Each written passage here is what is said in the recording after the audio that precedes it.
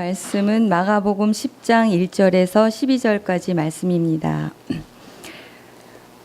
예수께서 거기서 떠나 유대 지경과 요단강 건너편으로 가시니 무리가 다시 모여들거늘 예수께서 다시 전례대로 가르치시더니 바리새인들이 예수께 나와 그를 시험하여 묻되 사람이 아내를 버리는 것이 옳으니까 대답하여 이르시되 모세가 어떻게 너희에게 명하였느냐 이르되 모세는 이혼 중서를 써주어 버리기를 허락하였나이다.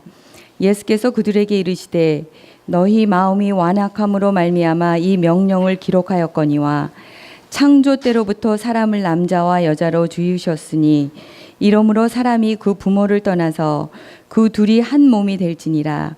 이러한즉 이제 둘이 아니요 한 몸이니 그러므로 하나님이 짝지어 주신 것을 사람이 나누지 못할지니라 하시더라.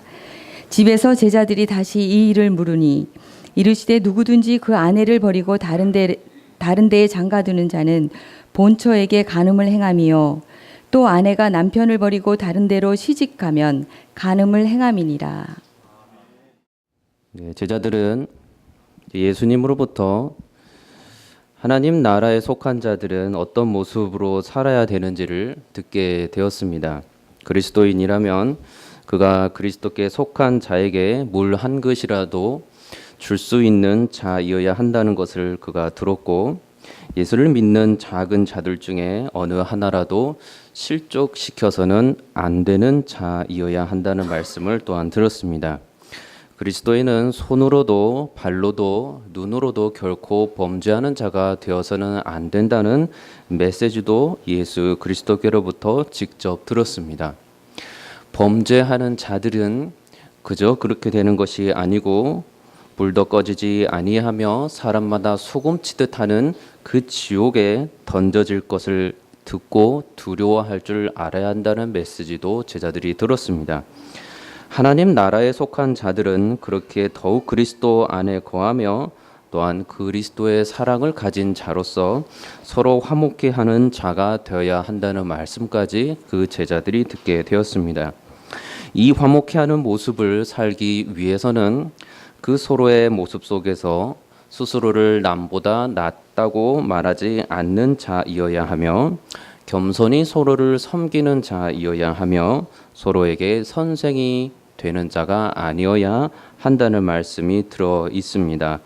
하나님과 사람 앞에서 자기가 가진 것 그것으로 자랑하지 아니하고 바울이 그리하였고 하나님의 사람들이 그리하였던 것처럼 예수 그리스도만을 자랑하고 더욱 예수님만을 높여드리는 겸손한 신앙인의 삶을 살아가는 것 그것이 하나님 나라에 속한 자들의 모습이었습니다. 바울이 고백하는 바로 우리가 갈라디아서 6장 14절에 나오는 내게는 우리 주 예수 그리스도의 십자가 외에는 결코 자랑할 것이 없으니 그리스도로 말미암아 세상이 나를 대하여 십자가에 못 박히고 내가 또한 세상을 대하여 그러하니라. 고린도전서 2장 2절은 내가 너희 중에서 예수 그리스도와 그가 십자가에 못 박힌 것 외에는 아무것도 알지 아니하기로 작정하였습니다.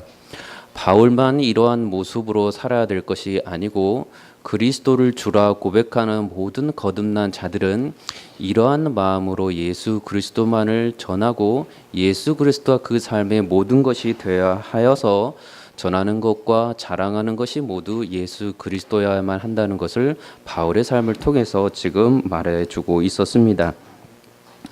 그러나 아직 제자들은 하나님과 예수 그리스도께서 보내신 성령을 받지 아니하여 이 모든 예수님의 가르침에 들을 때마다 두려움이 있고 지금 매우 불편한 가운데 있었다는 것을 들었습니다.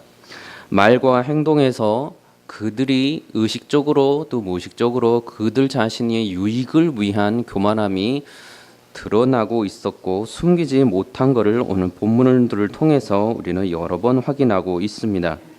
그러나 성령 강림 그 사건 이후에 놀라운 사실은 제자들이 예수님의 이처럼 죄악을 떠나서 하나님의 나라에 속한 이 거룩한 삶, 서로를 화목케 하는 삶을 살라는 이 두렵고 불편한 메시지를 정말로 받아들이고 실제로 그렇게 살아가고 있게 되었다는 사실입니다. 성령의 능력이 제자들 가운데 온전히 예수님의 말씀을 듣고 실천하고 따르고 실제로 그들의 삶 속에서 드러내 보이는 능력으로 나타나고 있는 것을 우리는 확인할 수가 있습니다. 예수님이 서로 겸손케 하고 화목케 하라는 가르침을 더 이상 교만 가운데서 거부하거나 또는 불신하는 모습이 아니고 실제의 삶 속에서 보이는 그 모습을 통해서 우리는 예수님의 제자들이 성령 안에서 정말로 바뀐 삶을 살았다는 것을 우리는 말씀을 통해서 확인하게 됩니다.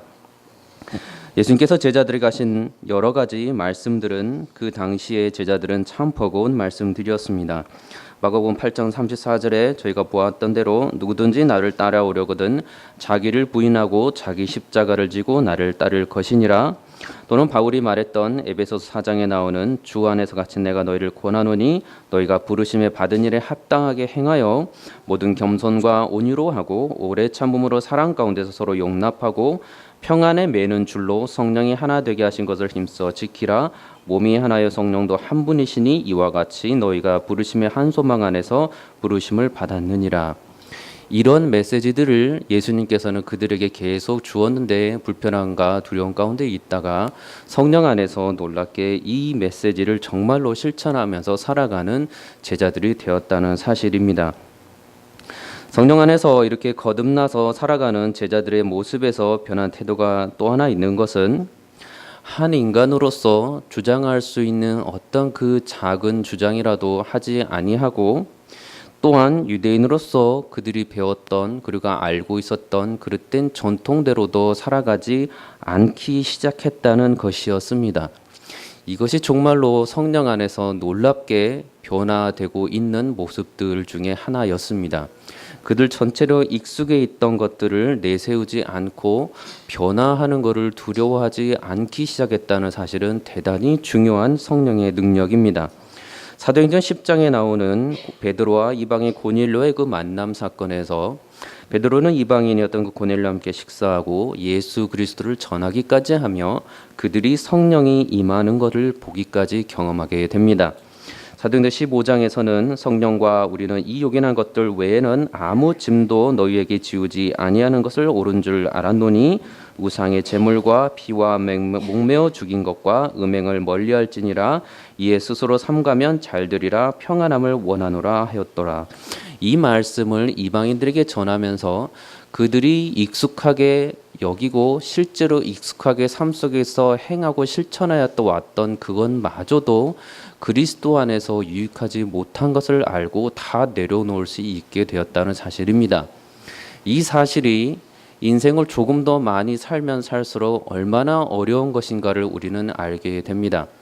10세 때와 청소년 때와 20대와 더 많은 나이가 들면 들수록 내가 익숙해져 있는 그릇된 것들을 그리스도 안에서 내려놓는다는 것이 알면서도 얼마나 힘들고 어려운 것이라는 것을 우리는 지금의 삶을 통해서 신앙인들의 삶을 통해서 바라봅니다. 아이들에게는 얼마든지 당장 하지 말라 그러면 안 하는 모습이 나이가 들면 들수록 그 안에서 그렇게 하지 못하는 것을 우리는 바라보게 됩니다. 어찌 20대만의 문제이고 어찌 30대만의 문제이고 어찌 60, 80의 문제이겠습니까?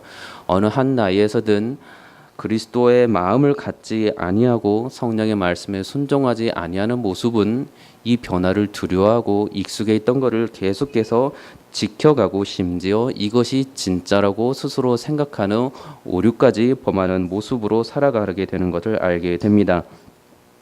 제자들은 그들에게 말씀하셨던 이 예수님의 가르침대로 살아가고 또한 구약에서 그토록 오랫동안 들어왔던 그 메시아가 바로 이 예수 그리스도이심을 알게 되었고 그 후로는 이제 그들이 그들의 유익이나 또는 그들이 자의적으로 성경을 해석해 왔던 그 해석으로 성경을 바라보지 아니하고 성령께서 그들로 하여금 깨닫게 하여 주신 새롭고 놀라운 해석으로 다시 구약의 말씀들을 재조명하기 시작했던 것을 성경에서 바라보게 됩니다. 왜냐하면 이것이 바로 성령의 역할이고 성령의 사역이었기 때문입니다. 요한복음 14장에 보혜사 곧 아버지께서 내 이름으로 보내실 성령 그가 너희에게 모든 것을 가르치고 내가 너희에게 말한 모든 것을 생각나게 하리라 라고 말씀하며 그 16장에 보면 실상을 너에게 말하노니 너에게 유익이라. 내가 떠나가지 아니하면 보혜사가 너에게로 오시지 아니할 것이요 내가 그를 너에게 보내리니 그가 와서 죄에 대하여 의에 대하여 심판에 대하여 세상을 심판하시리라. 그 후에 그러나 진리의 성령이 오시면 그가 너를 모든 진리 가운데로 인도하시리니 그가 스스로 말하지 않고 오직 들은 것을 말하며 장래를 너희에게 알리시리라. 그가 내 영광을 나타내리니 내 것을 가지고 너희에게 알리시겠음이라. 무릇 아버지께 있는 것은 다 내 것이라. 그러므로 내가 말하기를 그가 내 것을 가지고 너희에게 알리시리라 하였노라. 모든 그리스도인은 반드시 성령과 함께 거하는 자입니다. 모든 참된 그리스도인은 자신이 가지고 있는 지혜와 그 지식을 의지하지 아니하고 먼저 성령께서 말씀을 통하여 깨닫게 하여 주시는 그 지혜와 그 지식을 먼저 의지하며 전하며 살아갑니다. 그렇기 때문에 나이가 어리든 많든 그는 성령의 사람이고 성령의 지혜가 있는 사람입니다. 그렇기 때문에 나이가 많든지 적든지 그가 거듭난 자라면, 그가 나이든 자라면 더욱더 깊은 인생의 연륜 가운데 그리스도의 진리와 복음을 알아서 전할 것이고, 나이가 어린 자라 하여도 그는 성령께서 깨닫게 하여 주시는 주의 말씀을 듣고 능히 복음을 선포할 수 있는 자가 된다는 말씀입니다. 오늘의 본문은 성령 안에서 거듭나지 못하여서 하나님 아버지를 바르게 만나지 못한 자들이 보이고 있는 잘못된 성경 해석이 있었고, 그 죄악과 이 죄악이 얼마나 큰가를 깨우쳐 주시는 예수님의 가르치심이 또한 등장하고 있습니다.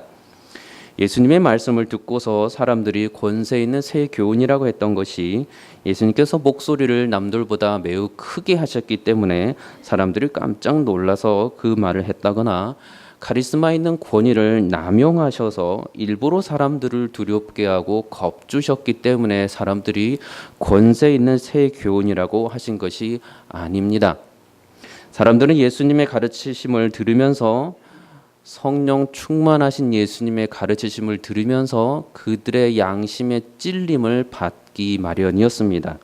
예수님의 가르침을 듣고서 그들의 영혼을 책망하시고 그들의 죄악들이, 그들의 죄악을 여기지 않았던 것들이 너무너무 잘 드러나는 것을 그들이 직접 알고 체험을 하게 되었고, 그렇기 때문에 하나님 말씀의 위엄있음과 놀라움과 두려움으로 인하여서 권세 있는 새 교훈이라고 그들이 또한 말씀할 수 있었기 때문입니다. 이 말씀을 듣고서 누군가는 예수께 돌아와서 죄 사함을 구하고 용서해달라고 외쳤고, 누군가는 그 죄의 찔림이 너무 싫어서 오히려 예수 그리스도를 대적하고 죽이고자 하고 하나님의 말씀을 없이 하려는 것까지 악한 행동으로 나아가게 되었던 것입니다.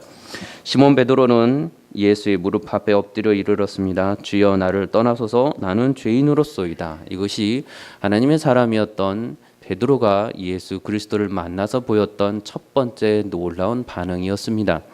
반면에 요한복음 5장 18절에 보니 예수님의 그 모든 것을 보고 들었던 유대인들이 이로 말미암아 더욱 예수를 죽이고자 하니 이는 안식일을 범할 뿐만 아니라 하나님을 자기의 친아버지라 하여 자기를 하나님과 동등으로 삼으심이로라 라고 말씀하고 있습니다.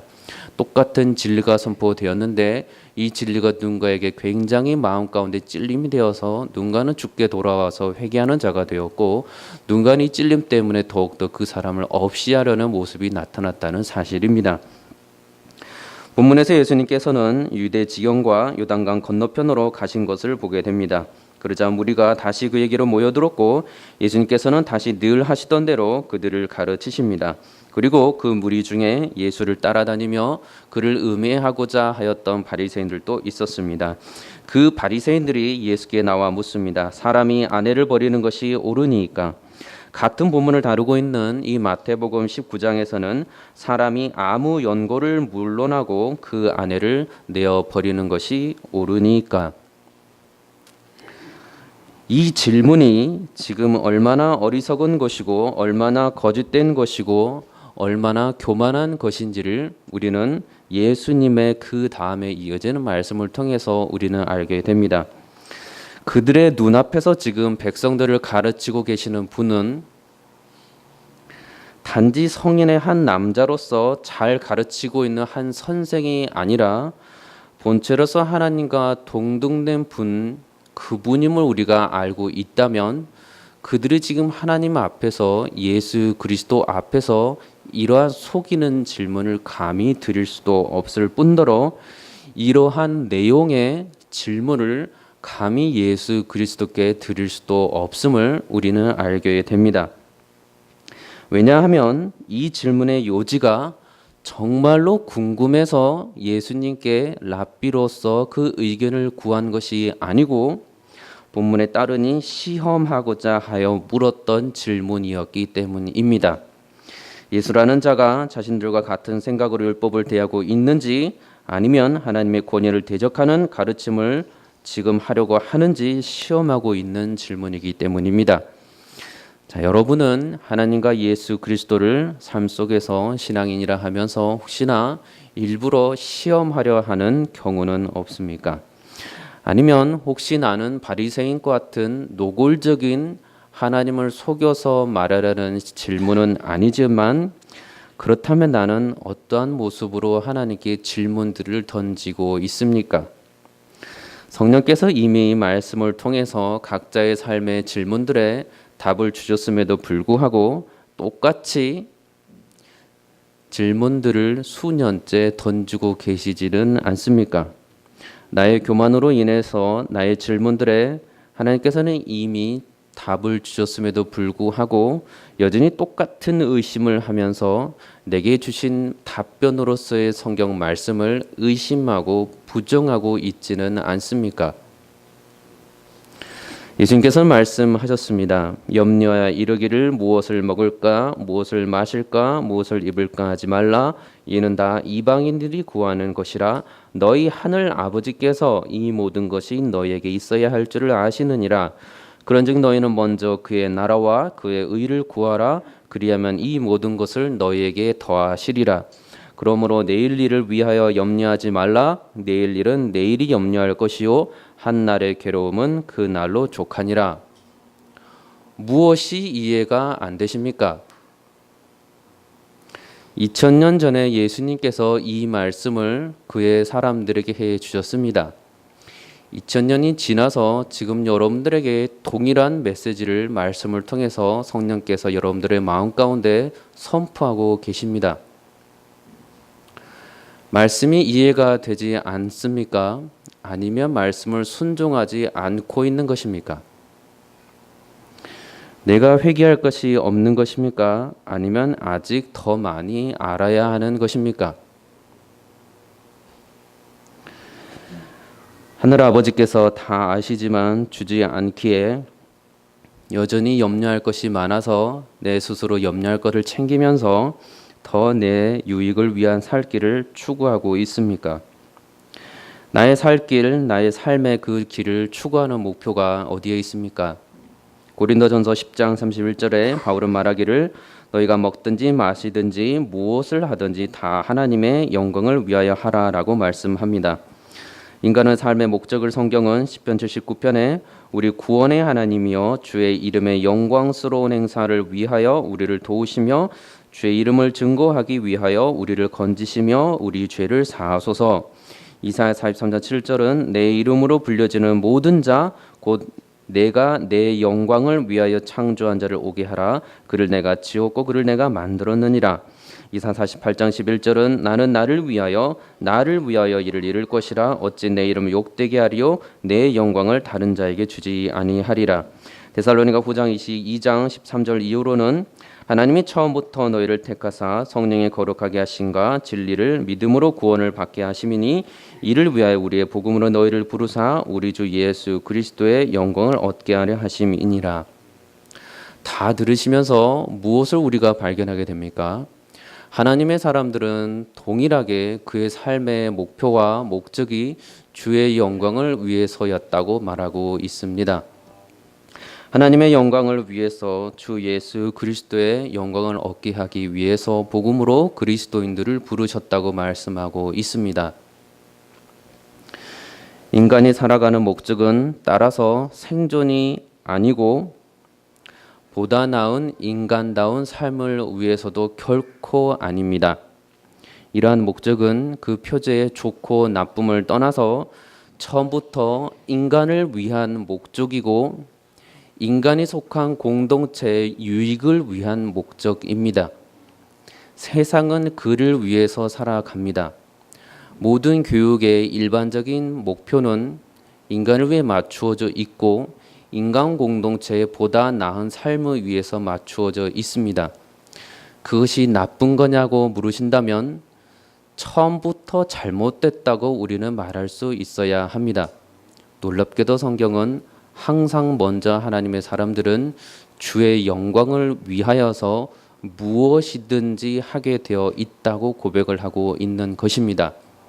그러니 주께서 말씀하시든 무엇을 먹든지 무엇을 마시든지 주의 영광을 위해서 하고 모든 것을 두려워하지 말고 모든 염려를 하지 말라는 말씀은 그렇게 살아야만 좋다는 것이 아니고 처음부터 우리의 삶은 주의 영광을 위해서 살도록 창조되었으니 이 땅에서 우리는 염려해서는 안 되며 염려할 필요도 없다는 말씀입니다.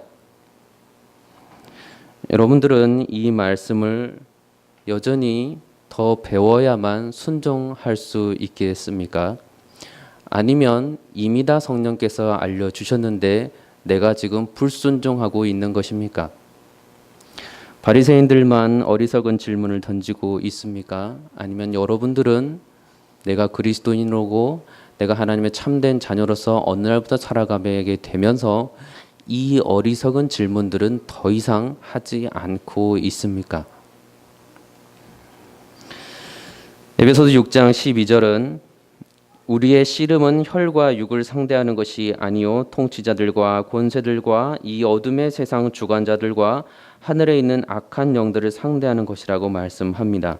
빌립보 3장 20절은 우리의 시민권은 하늘에 있으며 거기로부터 구원하는 자 곧 주 예수 그리스도를 기다린다고 말씀합니다. 요한복음 6장 27절 29절에서는 썩을 양식을 위하여 일하지 말고 영생하도록 있는 양식을 위하여 하라. 이 양식은 인자가 너희에게 주리니 인자는 아버지 하나님께서 인치신 자니라. 그들이 묻되 우리가 어떻게 하여야 하나님의 일을 하오리까? 예수께서 대답하여 이르시되 하나님께서 보내신 이를 믿는 것이 하나님의 일이니라 하시니. 그리스도에는 하늘의 시민권을 두고 있으면서 이 땅에 생명을 가진 자로 살아가는 자들입니다. 잠시 동안 나그네로 살아가면서 밖으로는 유일한 길이요 진리와 생명 되신 주 예수 그리스도를 전하고 또 전하고 또 전하는 자이며 안으로는 다시 오실 예수 그리스도를 소망하고 바라보면서 죄와 멀리하고 세상에 속한 싸움을 싸우지 아니하고 하늘의 모든 영광을 회방하는 것들과 싸우며 이 세상에서 그러한 거룩한 자로서 성령 충만한 삶을 살아가는 것, 그들이 바로 그리스도인이라고 말씀하고 있습니다. 이것만으로도 우리가 이 땅에 살아가면서 평생 해야 될 게 너무나도 많지 않겠습니까? 내게 주어진 생명의 힘이 백받게 되지 않는데 이 주의 나라와 주의 의를 구하는 것만으로도 여러분들은 여유가 남아서 시간이 남아서 힘이 남아서 이 땅의 모든 염려를 하고 이 땅의 모든 걱정을 하면서 내일의 일들을 오늘에 걱정하면서 살아갈 수 있는 힘이 과연 나십니까? 성령께서 여러분들로 하여금 지금 계속해서 원하고 계속해서 씨 뿌리라고 하시는 이 사역의 무게가 여러분들에게는 어느 정도로 다가오고 있습니까? 거룩하게 살라는 하나님 말씀의 명령이 여러분들에게는 어느 정도의 부담감과 거룩함으로 다가오고 있습니까? 소명을 모르기 때문에 말씀에 순종하지 않는 것인지 아니면 여전히 나의 교만이 있어서 그의 나라와 그의 의를 먼저 구하고자 함을 불구하고 죄악된 본성 때문에 여전히 나의 의와 나의 유익을 먼저 구하기를 더욱더 즐거워하고 열심을 내고 있지는 않습니까? 하나님을 대적하고 예수 그리스도를 죽이려 들었던 그 바리새인들은 교만이 그의 마음속에 가득 차 있었고, 하나님의 독생하신 이 예수 그리스도 그분의 가르침과 또 해석에는 관심이 없었고 오직 테스트만 있었습니다. 이러한 시험은 사탄 마귀가 광야에서 성령 충만하신 예수님을 시험하였던 그 사건을 떠오르게 합니다. 이미 주어진 하나님 말씀을 두고서 순종하지 않고 질문부터 드리는 이 모습은 모르기 때문에 넘어갈 수 있는 모습이 아닌 하나님의 창조주로서의 그 권위를 인정하지 않는 죄악된 모습이고, 통치자로서의 하나님의 모습을 내 인간으로서 신뢰하지 않는다는 죄악된 모습이기도 합니다. 예수님께서 그들에게 먼저 묻습니다. 모세가 어떻게 너희에게 명하였느냐? 이 말씀은 이 사탄 마귀에게 예수께서 시험 받으실 때에 예수님께서 하나님의 말씀을 어떻게 인간의 유익을 구하지 아니하고 하나님의 말씀을 가지고 했던 책망이었는가를 우리는 떠오르게 합니다. 이 바리새인들의 회칠한 무덤의 마음을 다 아셨던 예수님께서는 그 의증을 다 아심에도 불구하고 그들이 직접 대답하도록 합니다. 자, 그들의 대답은 모세는 이혼 증서를 써 주어 버리기를 허락하였나이다 였습니다. 자, 이 부분을 모세 계명을 한번 살펴보겠습니다. 신명기 24장에 나오는 이 말씀에 사람이 아내를 맞이하여 데려온 후에 그에게 수치되는 일이 있음을 발견하고 그를 기뻐하지 아니하면 이혼 증서를 써서 그의 손에 주고 그를 자기 집에서 내보낼 것이요 그 여자는 그의 집에서 나가서 다른 사람의 아내가 되려니와 그의 둘째 남편도 그를 미워하여 이혼 증서를 써서 그의 손에 주고 그를 자기 집에서 내보냈거니와 또는 그를 아내로 맞이한 둘째 남편이 죽었다 하자 그 여자는 이미 몸을 더럽혔은즉 그를 내보낸 전 남편이 그를 다시 아내로 맞이하지 말지니 이 일은 여호와 앞에 가증한 것이라. 너는 내 하나님 여호와께서 내게 기업으로 주시는 땅을 범죄하지 하게 말지니라. 자, 이 말씀에서 여러분들은 들으면서 바리새인들이 지금 예수님께 질문하였던 그 질문을 예수님께 드리고 싶습니까? 아니면 지금 모세는 어떤 초점으로 말씀하고 있습니까? 모세는 한 여자를 내보내라는 데에 초점을 맞추어서 말하고 있지 않는 것을 분명히 본문을 통해서 우리는 확인하게 됩니다. 오히려 그 뒷부분에 나와 있는 하나님의 거룩하심에 초점을 맞추어서 이 이야기를 전개해 나가고 있습니다. 바리새인들은 지금 본문에서 아내를 내어 버려도 되는 것이 모세가 허락하였고 명한 것이라는 데에 초점을 두어서 이 율법을 해석하고자 하고 있습니다. 그렇기 때문에 율법의 해석도 하나님을 위한 하나님께 향한 해석이 아닌 그들의 인간의 유익을 어떻게 하면 좀 더 편하고 알기 쉽게 적용하고자 하는 데에서 이 율법을 해석하고 있습니다. 레위기에서 말씀하고 있는 하나님의 거룩하심과 같이 너희도 모든 행실에 또한 거룩하라는 그 말씀을 이들이 몰랐을 리가 없고 다 암기하고 알았을 것인데 그들이 결혼이라는 이 초점을 거룩함에 초점을 두지 않고 하지 않아도 되는 것에 초점을 맞추어서 거룩하신 예수 그리스도 앞에 이 어리석은 질문을 지금 드리고 있는 것입니다. 여러분들이 만약에 이 질문을 한다면 그리스도인이라면 예수님 모세 율법에서 데려온 아내가 수치되는 일이 있으면 이혼 증서를 써서 내보내라고 하셨는데 그럼에도 불구하고 그 아내를 사랑하여서 계속 데리고 살고자 한다면 어떻게 하면 됩니까? 라는 질문이라든지 예수님께서도 나와 같은 이 더럽고 끔찍한 하나님을 대적하는 죄악들로 점철되어 있던 나도 구원해 주시고 이 죄인도 구원해 주시고 사랑해 주셨는데 제가 이 여인의 과거가 어떠했든지 지금 나와 맺어주신 이 여인을 평생 사랑하면서 살 수 있는 길은 없습니까? 아니면 어떻게 하면 평생 이 여자와 그렇게 살 수 있습니까? 라는 질문을 바리새인들이 하면 안 됩니까? 예수님께서는 먼저 하나님의 영광과 그의 거룩하심을 구하며 하나님 말씀을 따라 대답해 주십니다. 6절에 창조 때로부터 사람을 남자와 여자로 지으셨으니 이러므로 사람이 그 부모를 떠나서 그 둘이 한 몸이 될지니라. 이러한즉 이제 둘이 아니요 한 몸이니 그러므로 하나님이 짝지어 주신 것을 사람이 나누지 못할지니라 하시더라. 이 말씀은 창세기에 나와 있는 말씀이었습니다. 이러므로 남자가 부모를 떠나 그의 아내와 합하여 둘이 한 몸을 이룰지로다. 하나님은 사람이었던 바울도 같은 내용을 인용을 하면서 말씀합니다. 그러나 성령 안에서 그리스도와 교회의 신비를 통해서 말씀하고 있는 것을 우리는 에베소서 5장을 통해서 보게 되는데, 사람이 부모를 떠나 그의 아내와 합하여 그 둘이 한 육체가 될지니, 그리고 그가 성령 안에서 받은 깨달음이 이렇습니다.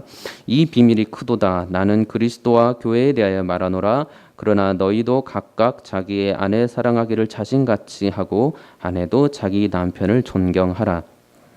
결혼의 목적이 그리스도와 교회의 거룩하심과 그의 거룩하심, 그 연합임을 알았던 바울이 남편은 그의 아내를 자신같이 사랑하고 또한 아내는 자기 남편을 존경하라는 말씀을 남기고 있는 것입니다.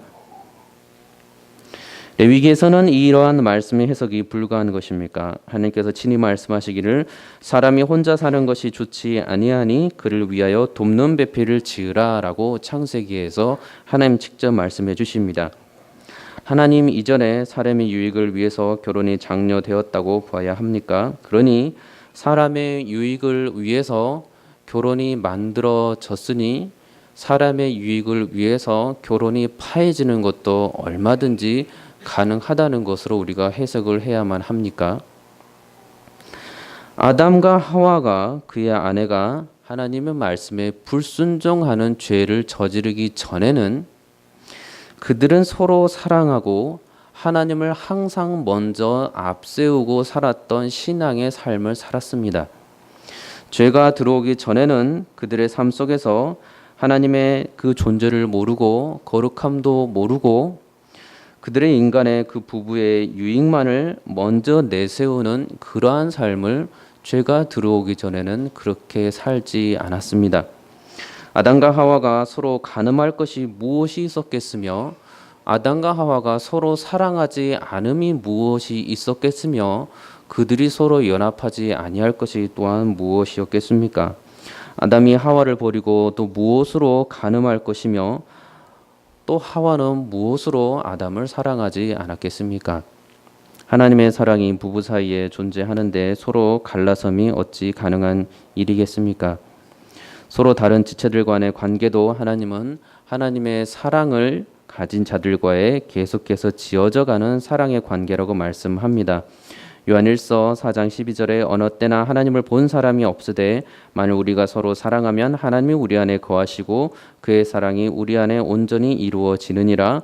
에베소서 2장 20절은 그리스도께서 친히 모퉁이 돌이 되셨느니라. 그의 안에서 건물마다 서로 연결하여 주 안에서 성전이 되어가고 너희도 성령 안에서 하나님이 거하실 초소가 되기 위하여 그리스도 예수 안에서 함께 지어져 가느니라. 죄가 들어오게 된 이후로는 이제 하나님의 말씀을 온전히 순종하기보다 각자의 유익과 삶의 형편에 따라서 하나님의 말씀을 재해석하고 결혼의 관계를 재해석하기 시작하였다는 것을 우리는 보게 됩니다.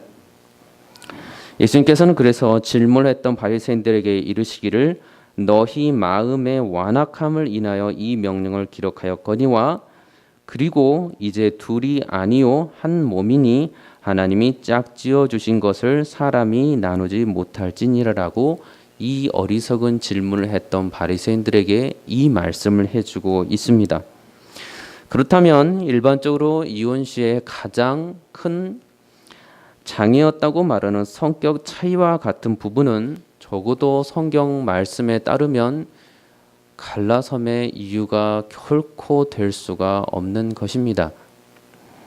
성경 계속해서 부부는 그리스도께서 교회를 위하여 다 용서해 주시고 십자가에 못 박혀 죽기까지 사랑하심과 같이 서로 용서하고 서로 존중하며 서로 죽기까지 생명을 다하여 사랑하여야 한다고 말씀하고 있는 것입니다. 부부관계가 원만하지 않는 자들에게 무엇을 알려주어야 합니까? 서로 사랑하라고 말씀해 주어야 합니까? 아니면 서로 용서하라고 말씀해 주어야 합니까? 아니면 서로 존중하라고 말해 주어야 합니까? 아니면 너무 함께 있어서 일이 커졌으니 서로 떨어져 있는 시간을 가지라고 조언을 해 주어야 합니까? 여러분들은 여러분들의 삶 속에서 어떠한 조언들이 가장 유익하셨습니까? 여러분 주위에 있는 그러한 힘든 관계에 있는 사람들에게 여러분은 어떠한 지혜로운 조언을 해주기를 원하십니까? 안타깝고 속상하고 가슴 아픈 분들, 그분들에게 결혼 생활은 어떻게 해 주어야 한다고, 유지되어야 한다고 여러분들은 충고와 조언을 해 주시겠습니까? 예수 그리스도, 그분이 정답이며 그분이 가장 확실한 해답입니다. 이 땅의 조언들로 이 부부의 관계가 또한 끊어져 버린 관계들이 회복될 수 있었다면 그리스도께서 왜 이 땅에 오셔야만 했겠습니까? 끊어진 죄, 그 죄를 인간의 유익한 지혜로 해결할 수 있었다면 그리스도께서 뭐하러 이 땅에 오셔서 피 흘려 돌아가셔야만 했겠습니까? 사랑을 인간이 온전히 실천할 수 있어서 아가페 사랑을 교육으로서 가능하다면 그리스도께서 뭐하러 이 땅에 굳이 육체로 이 땅에 오셔서 우리의 죄를 위하여 십자가에 못 박혀 돌아가시는 사랑을 보여주셔야만 했겠습니까? 예수 그리스도만이 그 사랑을 가능케 한다는 것을 보여주시기 위해서였으며 예수 그리스도만이 죄로 인하여서 스스로 서로에게 얽혀져 있는 그 막힌 담들을 그리스도께 회개하고 돌아옴으로써 성령께서 주시는 그리스도를 따라갈 수 있는 힘과 그 본을 따라갈 수 있는 힘을 성령께서 주시기 때문에 이 성령을 의지하여서 이전에는 할 수 없었던 막힌 담들을 정말로 허물면서 모든 관계들이 회복될 수 있다는 것을 그리스도를 통해서 보여주셨기 때문입니다.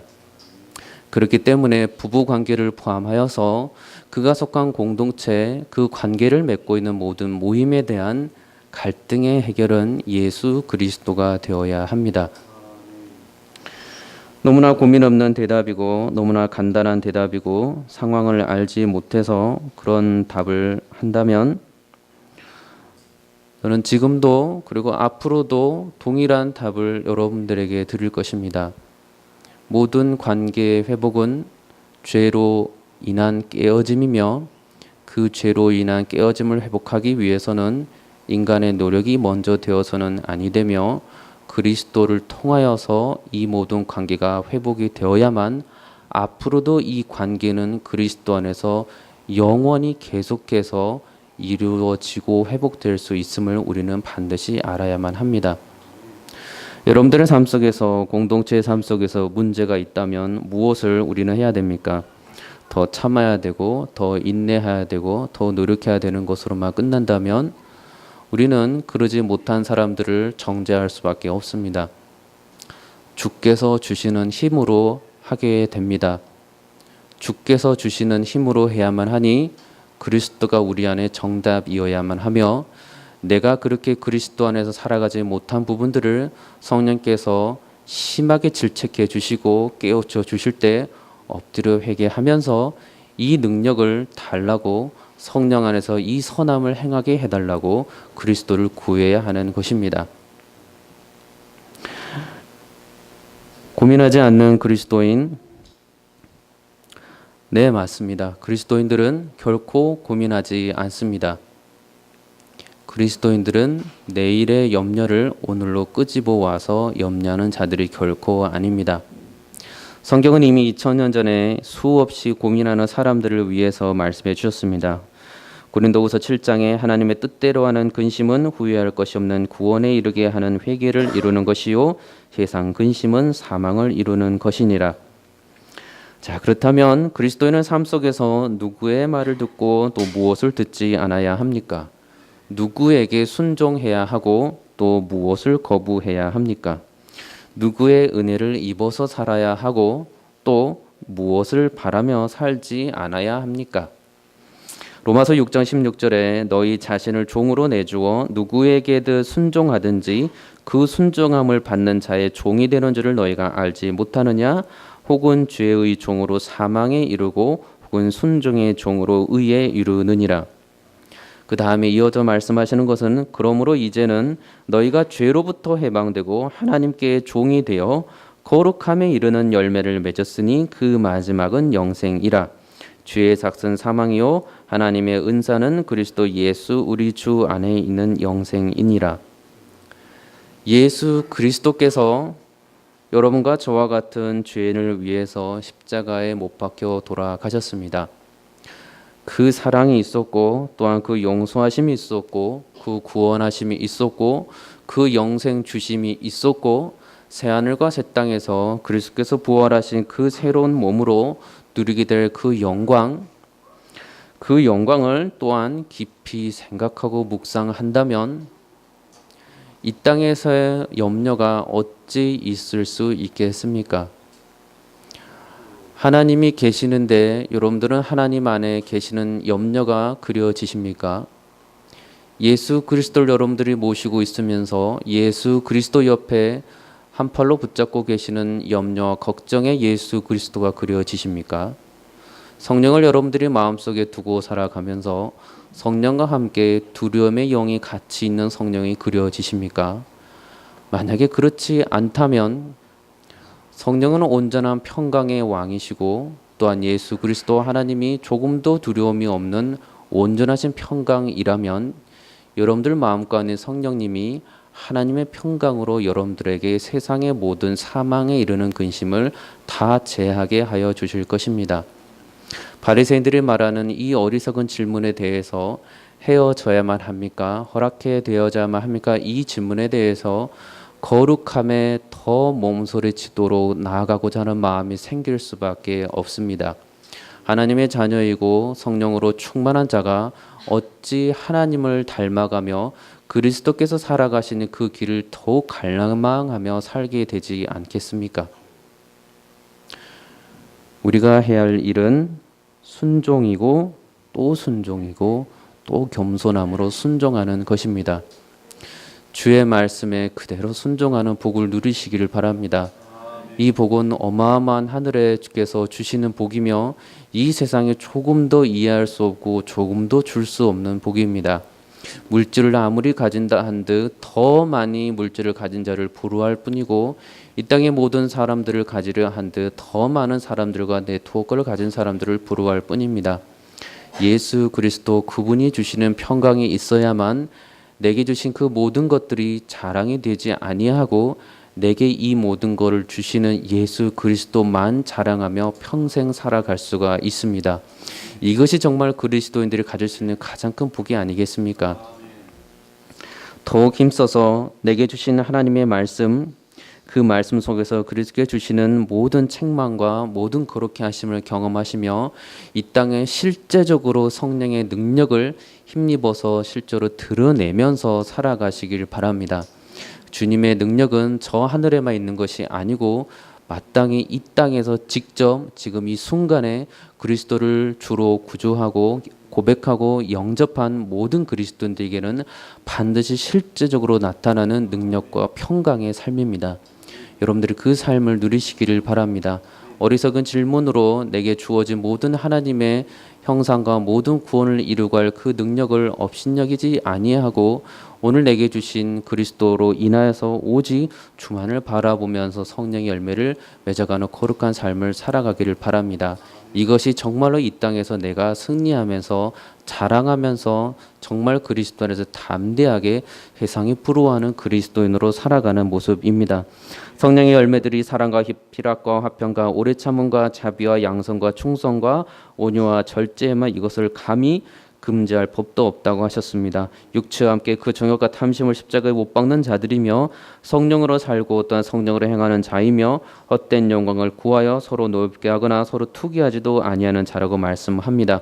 마음을 다하고 목숨을 다하고 뜻을 다하여 주 너의 하나님을 사랑하는 자들이며 또한 내 이웃을 내 자신과 같이 사랑하는 자들입니다. 그들에게는 생명에서 생명으로 이르는 그리스도의 향기가 반드시 나타나게 되어 있습니다. 그러한 삶으로 여러분들 살아가시지 않겠습니까? 이 땅에 살아가면서 주께서 내게 주시는 모든 책망을 겸허히 여기고 불순종하지 아니하고 이미 내게 주어 주시고 이미 깨닫게 하여 주신 성령의 모든 깨달음을 순종함으로 하늘에 주시고 약속해 주신 이 모든 축복을 정말로 이 땅에서 누려가면서 그리스도의 향기된 자로서 살아가는 저 여러분들이 되시기를 주의 이름으로 축원합니다. 기도하겠습니다. 거룩하신 아버지 하나님 감사합니다. 이 땅에 저희들의 욕심이 많아서 혹여나도 주의 말씀을 듣고 알아도 깨달아도 또 역시 거부하고 무시하고 불순종하지는 않는지 돌이켜 봅니다.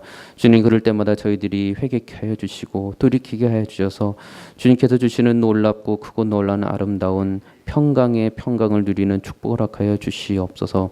내게 모든 염려와 걱정이 주 앞에서 없어지게 하시고 오직 평강으로 이루는 그 구원을 저희들이 맛보아 누리면서 이 세상에서 신기하다 부럽다 할 수 있는 그리스도의 향기를 담는 자들이 될 수 있도록 주님 축복하여 주시옵소서.